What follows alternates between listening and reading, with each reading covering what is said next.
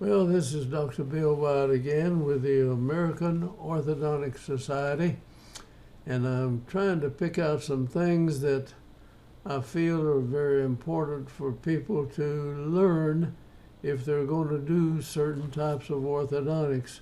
They need to know some of these things, and so people that deal with Class 3 cases, these are more rare, but if you're working with them, you need to understand retention of Class 3 cases, and I'll try to explain that a little bit better on this particular case that I've got coming up right now. And let me get this off.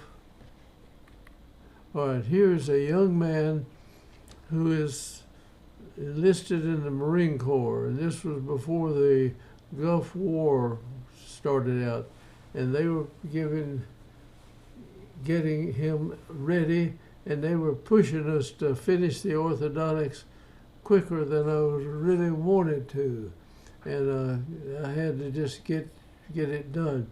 Now this retention, you can do it with orthodontics where you take any teeth out or don't take teeth out, or however you do it, but a lot of cases people are reluctant to do the upper surgical case because you have to go in and section the whole maxilla up off here and have it out here on your tongue and go in and trim it and then put it forward like that. And that is a very top of the worst things to do. Orthodontics is a hard thing to do, and to get it done right is very hard. There's some very good old surgeons that do that, but they would rather, if you get a Class 3 case and the bottom jaw sticking out like this, the first thing you think about is just shortening the lower jaw. But it may be that the tongue has shoved the lower jaw out, and so if you shorten it, the chances for it relapsing is great. I mean, it can relapse so easily. And so rather than come in and move the lower jaw like remove the upper jaw and move it forward, it's kind of hard. It's a difficult thing to do. So you can taper the teeth and you can move it a little bit without any big problem, but to take it, the whole maxilla loose, I have scrubbed in on cases like that, and it is, I'd sit there and say, God, I hope you can heal this up. You know, I wasn't doing it, but I did help do some of it. Now, let's get this young man going, and he has a not terrible Class 3 problem, but it's bad enough. And he's got a bite that's sticking out a little bit. He's got cross bites over here, and I think it's fitting on. The midline is way the heck off. You see, this is, so it's going sideways, plus the jaw needs to come back. And I don't know if we sent him in, whether he didn't or not, that the necessity to know how you can retain these cases and hold it and let the pressure push both arches out at the same time. You don't mind it bringing it out there that way, and that's what I want to get across to you. Now you can put this retention in there, and if you just correct the bottom jaw, you pull it back. Well, the tongue may have been the thing that makes the lower jaw grow further out like this. And if you shorten the jaw, then you've got the tongue squeezed back in there, and it'll push on this, and it'll have many Class 3 cases have to be done over again if people don't realize that, and where they do not do the upper like that, so you run into this problem. Now this is a Class 3, like this lower jaw is out here, this tooth ought to come into there, right there. And that would bring this back about 1/4 of an inch back in this area. and this molar, see right here, is underneath the bicuspids, both bicuspids. It is supposed to be back in this area, coming up and I think, and coming in here. It's supposed to be back here with the upper one behind it. So this jaw needs to go back. I don't care how you do the class 3. If you did it, just sliding this back. So if you're reluctant to cut all this out and move this out here, then you've got to retain it. If you move this lower jaw back here, and you got these lower anterior teeth coming in this part right here, back where they ought to be, and these teeth back under here like this, and the tongue will push on this and it'll move them out. I don't care who you are, and it's very difficult sometimes to hold a class 3 case done. If you just do the lower jaw when it's the upper needs to be out further. And so let me show you how to retain that. All right, this side is the same way. He's got a crossbite, so he had a mouth breathing problem. I'm sure it helped out in this, or started this case going, so we got it way off to one side. And some rotations and crowded lower teeth. I'm not trying to do the orthodontic part, but we went in and just straightened this young man's teeth out. And the government was on us all the time, saying, hurry up and get this guy done, or we're going to send him out like it is. And so we had to bring this back property as fast as we possibly could and get it lined up. Okay, we finished him out and got him ready, and they sent him over to the Gulf War.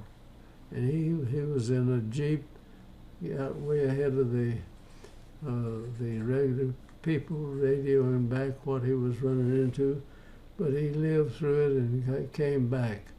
But they wouldn't let him wear a retainer, and he's had a relapse, part of it relapsed.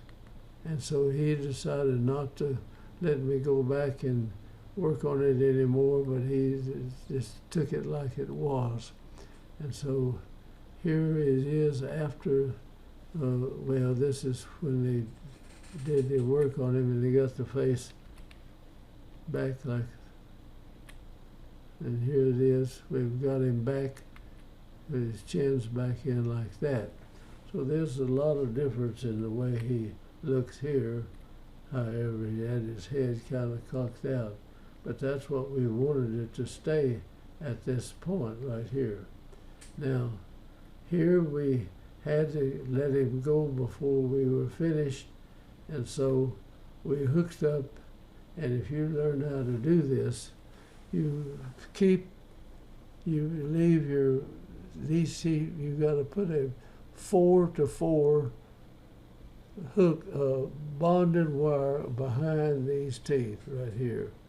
And then you put some hooks on your cuspid teeth where you can hook it, and you can wear a class 3 elastic in here, going up in this way, and you hit your retainer, and you fix the retainer that can't be pulled out very easily. You got to get it out, and you can wear class 3 elastics like that. And if you get it learn how to do that, and you work with surgeons that do a lot of class 3 cases, they will hug your neck if you can do this and keep from having to go back and redo this type of case. Now, back here at the back, we're going to put a hook in this deal, and we're going to fix this where this won't come out of the mouth when you pull on it here from the front to the back. And that'll help correct the class, or hold it where it is. Actually, if you did this enough, you could probably, the tongue's going to push on it anyway, and if you push both upper and lower out at the same time, it doesn't matter. I mean, that's all right. But if your bottom is out, you pull this in, and it'll shove this out, and you don't have any retention, it'll just push the bottom teeth out in front. And I've had cases like that we had to do over again. So you learn how to do this class 3 retention. Now back at the back on your retainer, you put some acrylic under your retainer wire right here, and it snaps up and over that. And you snap it in, you got to pull this wire out and get it over this hump of composite material.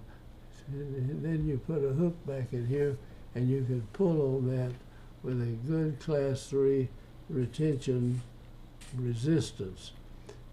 Now on the bottom, rather than just doing a 3-to-3 retainer, you come in and put a retainer from the bicuspid all the way to the other bicuspid. Well, you'd have to go up to here, and then coming over to here, and you bond that all together back here. And now you put a hook out here on the cuspid, and you pull on that, and that'll hold that to keep it from coming forward. You don't mind it coming forward if it pushes the lower jaw out, and this will carry the upper jaw with it, so the whole thing moves forward rather than this going out and leaving the upper teeth behind again. And that's what they will love you for doing that, so that keeps them from having to go in and do upper jaw surgery sometimes, which is a real problem, which is a difficult type of surgery. All right, so this, you put this composite here. Now when you go to take this retainer out, you got to prise this out a little bit and pop it over this hump. And this is a hook you've got here, and you hook the elastic. It's going to be going out to the front. Now that's where you solder a hook on this wire going around if your wisdom teeth are there, you'll be all the way back here. But here we have no wisdom teeth, so we're hooking that and going out to the cuspid in the front. And so this elastic is pulling back on the front and pulling forward on the upper. So if the tongue pushes the lower out, this retainer is bringing the upper teeth out with the lower teeth, and you don't mind if you move the whole process forward some. That's where it's got to be, or else you'd have to shorten it, take the tongue and operate on it. Nobody wants to do that. All right, so here's this guy relapsed, and they wouldn't even let him wear the retainer in there. They took that out, so it relapsed and came back again. He didn't get to brush his teeth good either, and we've got this thing bonded from the bicuspid around to the bicuspid in here, and then this is a cuspid on the hook where we were hooking to that. They left those on there, thank goodness. Now we've bonded this from bicuspid all the way to the bicuspid and put our hooks on the cuspid. And that goes back, and you fix your upper retainer where it'll hold that wire, hold that hook, and it'll pull on the retainer. And as long as they wear both things good, it'll pull on it, and it'll keep the upper jaw going forward with the lower jaw. And that's what the secret of it is. And here's the way we bonded the lower anterior together, and we're going to wear elastics back to the back of the upper, and you've got that lined up, and it's pulling the upper forward, and it's pulling this back, and so the force on this by the tongue will bring this forward, and your elastics will bring the upper jaw forward some if it relapses. Now you wear that enough to keep that from going back. But you see this part of this cuspid is back here, so this is relapsed some already. See, when he came back from the Gulf War, he was already out there. They didn't let him wear the retention even there, so we pulled that back. But he decided not to go back and let me work on him again there, but It's back some, but not very far. But there he is back alive, and we were very grateful that he survived the Gulf War. And he looked like that, but this still looks good. But it's relapsed to this point right here. And I don't know how much he wore that retainer. If he kept that retainer going good, he could pull it back even. But he's not taking, they didn't take care of their teeth either while they were out to this battlefield. The midline's off some. So it relapsed, but not too bad, and so we held it where it is. And that's sitting there after he got back. That's a bad picture I've got of it. But I thank you for watching, and I hope you learn to do these things in orthodontics. I've tried to cover everything I could think about that needed to be done. And if you need somebody to guide you in learning this, join the American Orthodontic Society, or just join them anyway and get some help from them in the annual meetings, in the different meetings, or you can go take courses in any branch of this that you need to. So thank you for watching, and I'm going to sign off and say goodbye, and I'll see you again in another one of these videos one of these days. Thank you again, and I want to say goodbye.